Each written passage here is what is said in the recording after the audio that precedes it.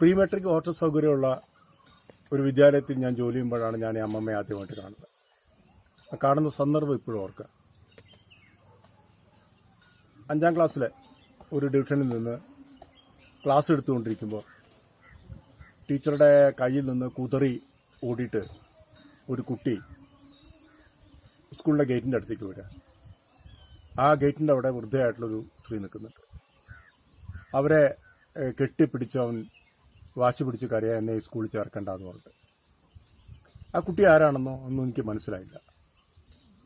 പിന്നീട് സ്റ്റാഫ് റൂമിൽ പോയിട്ട് ഞാൻ ഈ അനുഭവം പറഞ്ഞപ്പോഴാണ് ആ സ്ത്രീയുടെ വീട്ടിനടുത്ത് തന്നെ താമസിക്കുന്ന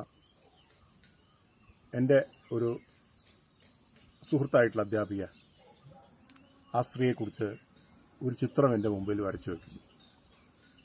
അകാലത്തിൽ വിധവയായ സ്ത്രീ, ഒരേ ഒരു മോളുണ്ടായിരുന്നു.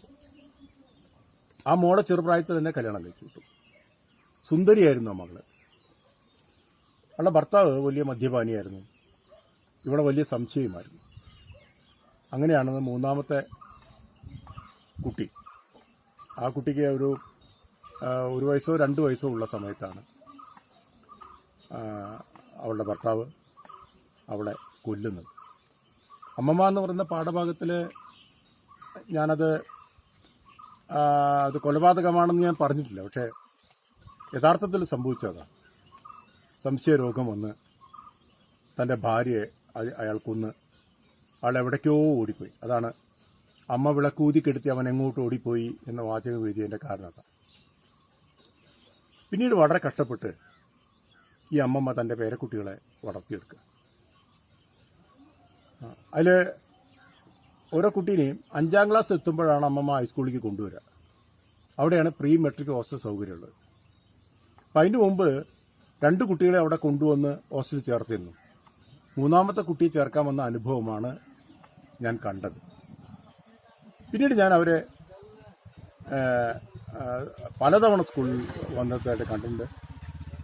അവരുടെ ദാരിദ്ര്യം, അവരുടെ പങ്കപ്പാടുകൾ, അവരുടെ പ്രയാസങ്ങളൊക്കെ ആ അമ്മമ്മ എന്ന് പറയുന്ന ആഖ്യാനത്തിൽ ഞാൻ പറഞ്ഞ പോലുള്ള അനുഭവങ്ങളിലൂടെ ഞാൻ കടന്നുപോയി. ഇപ്പോഴും ഓർക്കുന്നുണ്ട്, ഒരു ഓണക്കാലത്ത് കുട്ടികളെ വീട്ടിലേക്ക് കൂട്ടിക്കൊണ്ടുപോകാനായിട്ട് അവർ വന്ന് ഞാൻ ഓർക്കുന്നുണ്ട്. കുട്ടികളൊക്കെ പഴം മേടിച്ചു കൊടുക്കാനോ ശർക്കരപ്പേരിയും വറുത്തപ്പേരിയൊക്കെ മേടിച്ചു കൊടുക്കാനോ പൈസ ഇല്ലെന്ന് പറഞ്ഞ് അവർ കരഞ്ഞത് ഞാൻ ഓർക്കുന്നുണ്ട്. അന്ന് ഞാൻ അവരെ കുറച്ച് സാമ്പത്തികമായിട്ട് സഹായിച്ചു. പല ഘട്ടങ്ങളിൽ ഞാൻ അവരെ സഹായിച്ചിട്ടുണ്ട്. അതൊക്കെ കഴിഞ്ഞിട്ട് വർഷങ്ങളായി. ആ കുട്ടി അന്ന് 5ാം ക്ലാസ്സിൽ പഠിച്ചിരുന്ന ആ 3ാമത്തെ പേരക്കുട്ടി അവനിപ്പോൾ ഒരു ഗ്രാജുവേഷനൊക്കെ പഠിക്കുകയായിരിക്കണം. അവൻ ഹയർ സെക്കൻഡറി സ്കൂളിൽ പഠിക്കുന്നവർ എനിക്കറിയാമായിരുന്നു അവനെ. അതിനുശേഷം എന്താ സംഭവിച്ചതെന്ന് എനിക്കറിയില്ല. എൻ്റെ ഒരു ഏറ്റവും വലിയൊരു ആകുലത, എൻ്റെ ഒരു അധ്യാപിക പറഞ്ഞത് വളരെ മോശം കുട്ടിയാണ്, പെരുമാറ്റ രീതികൾ ശരിയില്ല, അച്ഛൻ്റെ ജീനാണ് അവനിലുള്ളത് എന്നൊക്കെ പറഞ്ഞ് ഞാൻ ഓർക്കാം. ഞാനും അവനെ വളരെ മോശപ്പെട്ട പല സാഹചര്യത്തിൽ കണ്ടിട്ടുണ്ട്. അവർ അധ്യാപകരോട് അവൻ യാതൊരു തരത്തിലുള്ള ബഹുമാനം കാണിക്കുന്നില്ല. ആരോ പറഞ്ഞ അവൻ കുറച്ചൊക്കെ ലഹരിക്ക് അടിമയാണ് എന്നും പറഞ്ഞു. ഞാൻ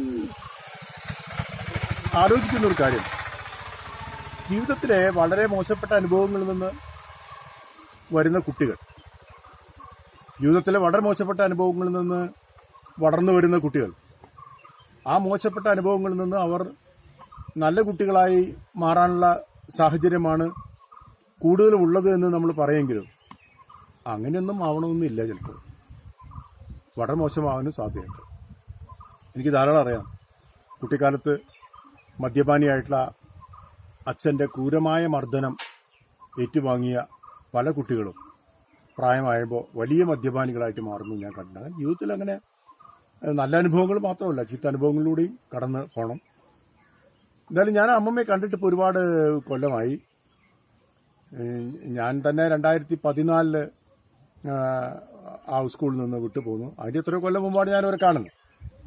അതിനുശേഷം എന്തൊക്കെയാണ് സംഭവിച്ചതെന്ന് അറിയില്ല. ഇടയ്ക്കാരോ പറഞ്ഞ വളരെ കഷ്ടമാണ് സ്ഥിതി, അവർക്കൊരു സ്ട്രോക്ക് വന്നിട്ട് അവർ കിടപ്പിലായിരുന്നു എന്നൊക്കെ അറിഞ്ഞു. എപ്പോഴെങ്കിലും അവരെ ചെന്ന് കാണണമെന്നൊക്കെ എനിക്കൊരു ആഗ്രഹം ഉണ്ടായിരുന്നു. പക്ഷെ എന്താ വെച്ച് കഴിഞ്ഞാൽ ഞാൻ ഒരിക്കലും ഇവരുടെ ഐഡന്റിറ്റി വെളിപ്പെടുത്താൻ ഞാൻ ശ്രമിച്ചിട്ടില്ല. ഞാനവരെ വ്യക്തിപരമായിട്ട് ധാരാളം സഹായിച്ചിട്ടുണ്ടെങ്കിലും ഒരിക്കലും ഞാൻ അവരുടെ ഐഡന്റിറ്റി വെളിപ്പെടുത്താൻ ഞാൻ ശ്രമിച്ചിട്ടില്ല. അത് എനിക്കതിൽ താല്പര്യമില്ല. അതുകൊണ്ട് എന്തോ ഞാൻ പിന്നീട് അവരെ അന്വേഷിച്ച് പോയില്ല. പക്ഷെ ആ അമ്മമ്മ ആരാണ് എന്ന് കുട്ടികൾ അന്വേഷിക്കുന്നതിന് പകരമായിട്ട് സമൂഹത്തിൽ അത്തരം അമ്മമ്മമാരെ കാണുകയും അവരുടെ അനുഭവങ്ങൾ എന്താണെന്നൊക്കെ മനസ്സിലാക്കുകയും അവർക്ക് ഏതെങ്കിലും തരത്തിലുള്ള സ്നേഹമൊക്കെ പകർന്നു നൽകുകയുമാണ് വേണ്ടത്. യഥാർത്ഥത്തിൽ ഇത്തരത്തിലുള്ള എല്ലാ അമ്മമ്മമാരെയും ഒരുപക്ഷെ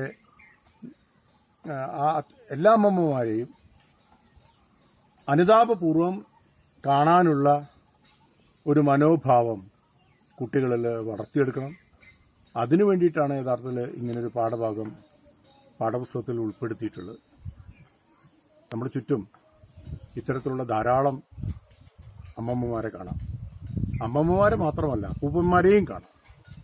അവിടെ ലിംഗവ്യത്യാസമൊന്നുമില്ല.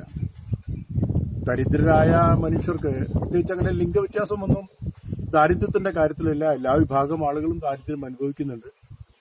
ഞാനും ഇതിന് സമാനമായിട്ടുള്ള പിന്നീടുള്ള അനുഭവങ്ങളിലൂടെ കടന്നുപോയി. ഇത്തരത്തിലുള്ള അമ്മമ്മമാരെ പിന്നീട് എനിക്ക് കാണാൻ ഒരു അവസരമുണ്ടായി. ഒരു സ്കൂളിൽ അമ്മമ്മ എന്ന് പറഞ്ഞ പാഠഭാഗവുമായിട്ട് ബന്ധപ്പെട്ടുകൊണ്ടൊരു പ്രോഗ്രാം നടന്നപ്പോൾ അവരിത്തരത്തിലുള്ള വിധവകളെ കുട്ടികൾ ഒരു ഓണക്കാലത്ത് സ്കൂളിലേക്ക് കൊണ്ടുവന്ന് അവർക്ക് ഓണപ്പുടവ കൊടുക്കുന്ന ഒരു അനുഭവത്തിന് ഞാൻ സാക്ഷിയായി. മറ്റൊരു ഘട്ടത്തിൽ വേറൊരു സ്കൂളിൽ വെച്ച് ഇതുപോലെ ഒരു അമ്മമ്മയെ, 2 പേരക്കുട്ടികളുള്ള ഒരമ്മമ്മ ഉണ്ട്. അവർക്ക് താമസിക്കാൻ വീടൊന്നുമില്ല. ആ വീട് വെച്ചു കൊടുക്കാനായിട്ട് കുട്ടികൾ ശ്രമം നടത്തുകയും അവരുടേതായ വിഹിതം അവർ പിരിച്ചെടുക്കുകയും അത് ആ അമ്മൂമ്മയ്ക്ക് നൽകാൻ വേണ്ടിയിട്ട് എന്നെ ആ സ്കൂളിലേക്ക് വിളിച്ചു കൊണ്ടുപോയതൊക്കെ എനിക്ക് ഓർമ്മയുണ്ട്. എന്തായാലും അമ്മമ്മ എന്നുള്ള പാഠഭാഗം കേരളത്തിൽ കുഞ്ഞുങ്ങൾ ഹൃദയത്തിൽ ഏറ്റുവാങ്ങിയതിൽ എനിക്ക് വലിയ നന്ദിയുണ്ട്. ആ പാഠപുസ്തകത്തിൽ ഉൾപ്പെടുത്തിയ വിദ്യാഭ്യാസ വകുപ്പിനോടുള്ള പ്രത്യേകമായിട്ടുള്ള നന്ദിയും കടപ്പാടും ഞാൻ രേഖപ്പെടുത്തുക.